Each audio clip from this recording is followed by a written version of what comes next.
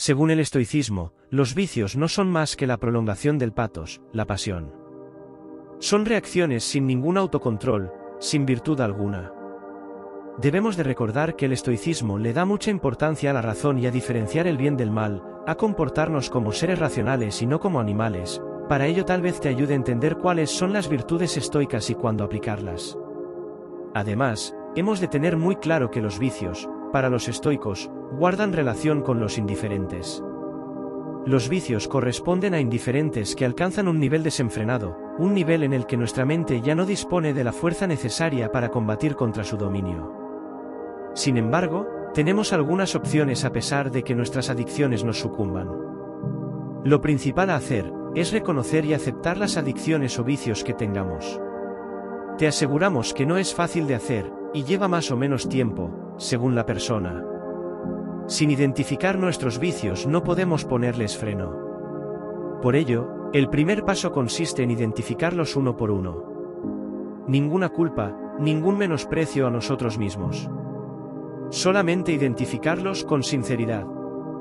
Cuando Séneca escribió el tratado sobre la vida feliz, alude a varios personajes desconocidos que solían criticarlo duramente porque en sus textos se ponía el rol de filósofo, pero en sus acciones no lo demostraba.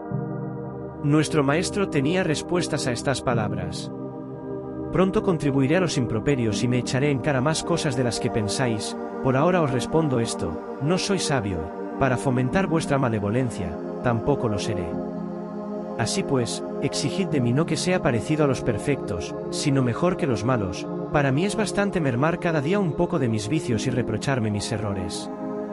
Cada día Séneca identificaba sus vicios y alababa de qué forma los minimizaba uno a uno. Para un estoico, menos es más, y de allí surge el verdadero placer. En este caso, un vicio es el deseo.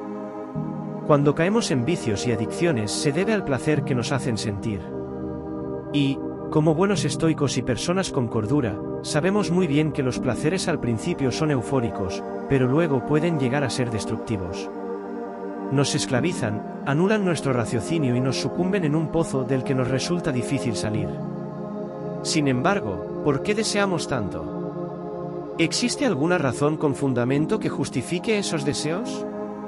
O, dicho de otra manera, ¿todos nuestros deseos pueden llegar a considerarse de verdad naturales? No consideremos el estoicismo un pensamiento minimalista. Más bien, el estoicismo es un pensamiento de autosuficiencia. El ser humano necesita lo suficiente no solo para vivir, sino también para vivir dignamente. En cambio, nuestra insuficiencia nos dirige a un torbellino de deseos casi irrefrenables. Por esta razón, así como dice Séneca, para disfrutar del verdadero placer no debemos aumentar los placeres, sino reducir los deseos. Menos es más. Sobre nuestros deseos desordenados, que se pueden aplazar, que se pueden moderar y extinguir, te recordaré solo esto, se trata de un placer natural no necesario. A este placer nada le debes, si gastas algo en él, lo haces voluntariamente. El vientre no escucha consejos, sino que pide y reclama. Pero no es un acreedor importuno, se le despacha con poco, con tal de que le des lo que debas, no lo que puedas. El foco, en todo momento, debe estar puesto en el punto más importante, que es cuidar de nosotros mismos. Así es. Caemos en vicios y adicciones de forma voluntaria. Incluso tendemos a decirnos que no podemos evitarlo, cuando es posible que sí, pero no queremos en realidad. Por eso, es voluntario. Y no solo cometemos errores como gastar dinero, sino que incluso cometemos uno mayor, dañar nuestra salud. Resulta curioso, además, que solemos inculcar a otras personas que eviten algunos vicios comunes, y sin embargo, no nos lo decimos a nosotros mismos. El muy célebre psicólogo Jordan Peterson, en su libro 12 reglas para vivir, lo comenta. Imagínate que prescriben un fármaco a 100 personas.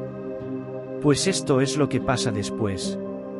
Una tercera parte ni siquiera llevará la receta a la farmacia. Otra tercera parte sí lo hará, pero no se tomará la medicina como se le indica. Se saltarán las dosis, dejarán de tomarla antes de tiempo o puede que ni siquiera empiecen a hacerlo. ¿Qué les pasa? No quieren curarse. Pero, y esto es lo más sorprendente, imagina que no eres tú la persona enferma. Es tu perro, así que tienes que llevarlo al veterinario. Este te da una receta, ¿y qué ocurre entonces?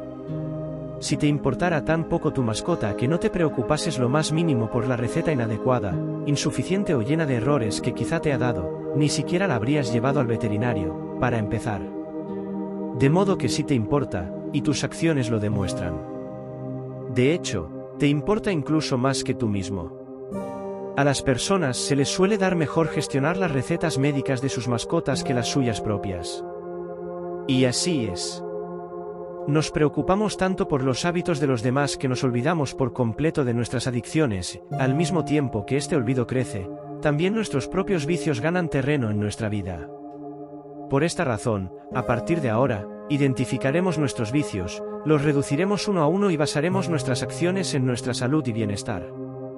Porque somos importantes para nosotros mismos. Muchas veces no es el vicio en sí el que hay que controlar, ya que este solo es una consecuencia, hay una acción, un hábito que le acompaña y que desencadena el vicio. Observa qué hace antes de producir el mal hábito, y analiza si puedes dejar de hacerlo. Sin una acción anterior al vicio, no puede venir consecuentemente el vicio. Si quieres dejar de fumar, observa esta técnica. Detrás del cigarrillo hay un café, si consigue otra compañía para el café, puede ser más fácil dejar de fumar. Detrás de su adicción al Facebook, está el acceso a Internet, si no consigue Internet no hay tal adicción, vaya a un café Internet para tareas específicas.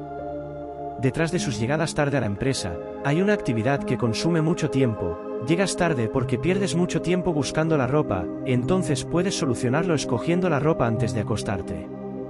Si eres adicto a las drogas, quizás son tus amigos los que te impulsan a ello, sin esos amigos no puede haber adicción. Son ejemplos muy simples, pero la idea es ser consciente de que a veces pensamos que solucionar algo es muy difícil, cuando es que estamos enfocando nuestra fuerza en donde no es. Siempre hay una acción antes del vicio como tal, si puedes evitar esa acción antes del vicio, entonces podrás dejar el mal hábito. Piensa que antecede a tu vicio, y en lo posible evita hacerlo, y si no puedes evitarlo, entonces empieza haciendo una actividad que contrarreste el vicio. El estrés, el aburrimiento, la soledad, la falta de ocupación, son situaciones que cultivan toda clase de vicios y adicciones, para que te den ganas de fumar, y debería evitarlas.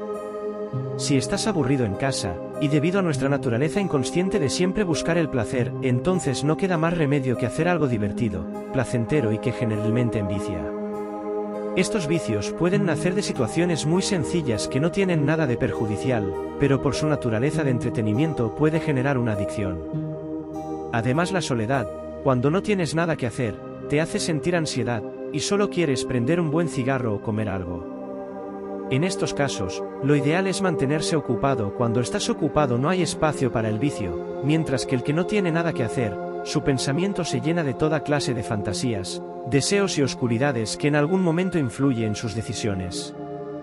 Todo lo quieto está muerto. Mira por ejemplo un agua estancada, sin el movimiento se pudre, un electrodoméstico que sin uso se oxida, una madera vieja que nadie usa se llena de toda clase de insectos. Del mismo modo el ser humano que mantiene sin hacer nada, es fácilmente víctima de toda clase de pensamientos degenerados, de fantasías y deseos bizarros, y para evitarlo debería de estar bastante ocupado. No dejes que tu mente se alimente de cosas que propician un mal hábito, ellas gradualmente van transformando el pensamiento y te acercan lentamente al mal hábito. Tan pronto como veas algo que lo asocia al vicio, es mejor que abandones de inmediato esa actividad y hagas otra cosa. Cuando veas que hay una idea que persiste en tu mente para complacer el vicio, es mejor detenerla, suspender toda actividad y trata de llevar a tu mente a un estado libre de ansiedad, de relajación. De esta manera te aseguras que en tu mente no queda ningún rastro de ese deseo. Porque si esa idea continúa, entonces más tarde que temprano tú lo harás. Cuando llevas mucho tiempo haciendo algo, no eres consciente de ello, porque esa actividad ha pasado al subconsciente y surge de manera espontánea sin que lo desees. Es quizás esta parte la más difícil, controlar y superar un hábito como el de morder las uñas, que practicas desde niño. Lo superas en la medida de que es consciente de que está sucediendo, de cómo empieza a surgir, cuáles son esos sutiles pensamientos que están armando el vicio. Debes de aprender a identificar todas las posibles situaciones que le hacen surgir ese hábito de manera mecánica, y una vez los identifiques será mucho más fácil controlarlo. La mejor manera de controlar algo que surge de manera inconsciente, es dándonos de cuenta de cómo surge, y luego generando otro mecanismo que lo reemplace. Recuerda que el vacío no puede existir, por lo tanto el vicio debe ser reemplazado por algo constructivo. Si puedes separar un espacio en la mañana, para ver las situaciones en las que surge el vicio, y luego sugestionarte de que lo puedes superar, entonces puedes vencer esa fuerza mecánica. Es como prepararse con anterioridad para el combate. Si ya sabes a qué va a enfrentar y cómo, entonces lo podrás vencer. Te acostumbrarás a ver cómo surge, y dirás, vaya ahí se está armando el deseo, mejor me preparo a tiempo, voy a salir, a darme un baño, voy a sugestionarme antes de que tome fuerza. Nuestra vida es gris, monótona, y el vicio es quizás la única cosa divertida que nos brinda placer a lo largo de una existencia carente de emociones, y en muchos casos infeliz. Abandonar algo que te hace sentir bien y feliz, es muy difícil. Puedes sentir que la vida no tiene sentido. El vicio consume más de la mitad del tiempo. Un vicio se puede convertir en algo que hacemos la mayor parte de nuestra vida. Cuando se deja el mal hábito, queda como la mitad del tiempo libre, y no se sabe qué hacer con tanto tiempo. Lo peor de todo es que todas las opciones para hacer, no son tan divertidas como el vicio. Tienes por ejemplo una adicción a los videojuegos o eres un adicto al cine, a las series. Llegas cansado de la oficina, estás de vacaciones, tan solo debes prender la televisión, y ahí tienes ese mundo de placer. Si no puedes prender la televisión, ¿qué te pones a hacer? Ninguna otra cosa te apetece, entonces ¿cómo puedes reemplazarlo? Diseña algo que sustituya ese vicio. En el caso del fumador, que es algo que ya forma parte de la personalidad, el fumar es un estilo de vida, es algo tan normal como comer, entonces ayuda de dejar de fumar, buscar otro tipo de entretenimiento. Debes encontrar en qué ocupar todo ese tiempo, pero tampoco lo reemplaces por otra adicción negativa. Las adicciones son compensaciones de placer que necesita nuestro cuerpo, es decir que si nuestra vida es triste, no somos felices, nos sentimos solos, entonces nuestro cuerpo de manera natural nos pide altas dosis de placer, de disfrute, y esa es la razón de la adicción. Si solucionamos muchos de esos conflictos internos, no seríamos tan adictos. Desarrolla actividades que te den felicidad, que te suban la autoestima, y que te aporten bastante a tu vida, de esta manera gradualmente va mejorando su psicología, tu estado de ánimo, y ya no dependerás tanto del vicio para ser feliz. Ojalá tú tomaras la costumbre de no terminar un día sin hacer algo productivo o importante, de esta manera pese al vicio, podrás avanzar en tu vida, y estos logros te servirán para contrarrestar los perjuicios del vicio. Hay muchas actividades que te pueden aportar mucho a su vida, debes mirar qué le gusta aparte del vicio y qué te pueda aportar.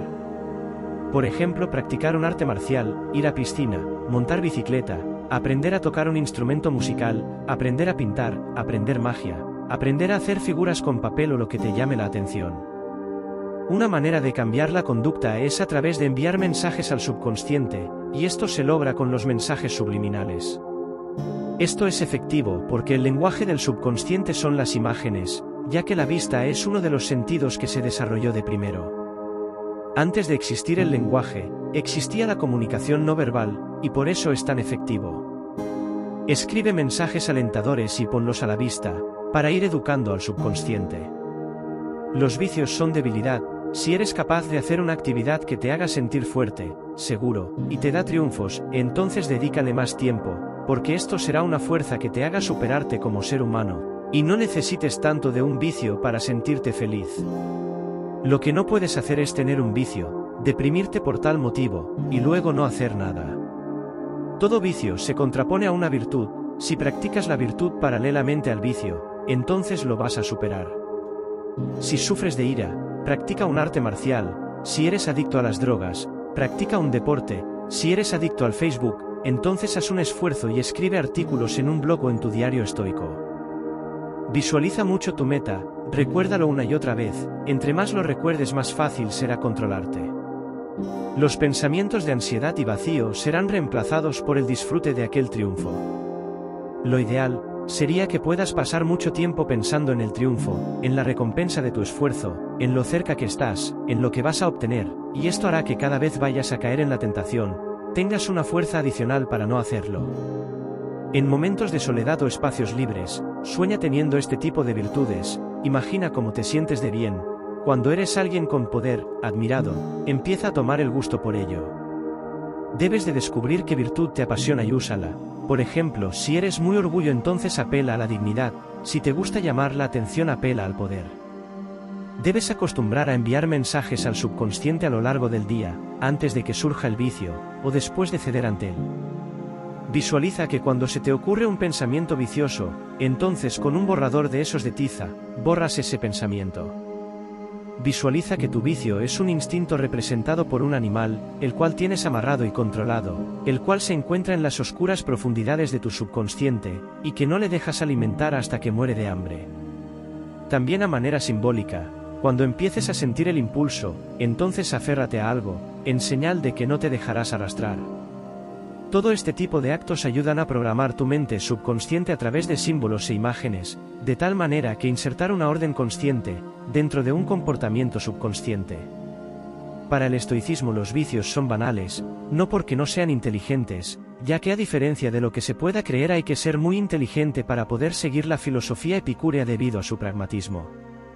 No podemos olvidar algo muy importante, como ya definió el filósofo y neurólogo Viktor Frankl, y es que como nuestras metas y propósitos definen nuestros límites como seres humanos, y como una vida basada en buscar el placer y evitar el dolor es una vida vacía.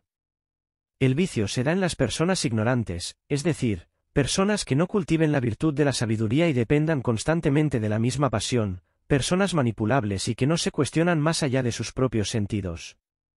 De nuestros sentidos, de las impresiones que recibimos se derivan en estos patos o pateia, y se definen al contrario de los própatos, o impulsos instintivos, como impulsos excesivos.